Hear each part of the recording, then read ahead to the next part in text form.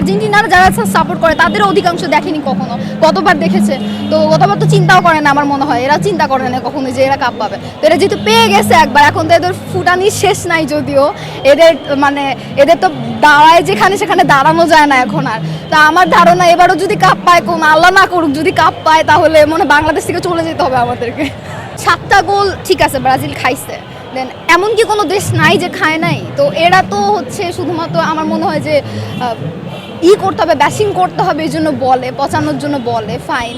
আর্জেন্টিনাও 7 গোল খাইছে আমার ধারণা, আমি মনে হয় কোথাও একটা দেখছি, আমার খুব একটা মনে নাই। তো এদেরকে আমরা তো বলি না, তো যাই হোক বলে, এখন এরা যদি শান্তি পায়, ভেতরে পৈশাচিক আনন্দ পায়, আমাদের কি করার আছে? ইনশাল্লাহ আমরাও দেখাবো কোনো একটা সময়, এবারই দেখাতে পারি, আরও কয়েকটা খেলা যাক, তখন বোঝা যাবে যে। প্রথম ম্যাচ তো দেখলেন, আসলে সেটা কেমন মনে হয়েছে? বিশ্বকাপ নেয়ার মতো কিনা?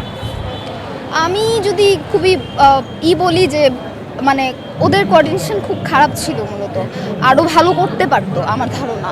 তবে বিশ্বকাপ নেওয়ার মতো কিনা এমনও হতে পারে যে তারা একদম ফুল ফর্মে খেলেনি, নর্মালি খেলেছে, তো কয়েকটা খেলা যাওয়ার পরে বুঝতে পারবো যে আসলে এরা কী পরিমাণ খেলতে পারবে। তবে আমার মনে হয় যে অবশ্যই কিছু একটা হবে এবার, দেখি।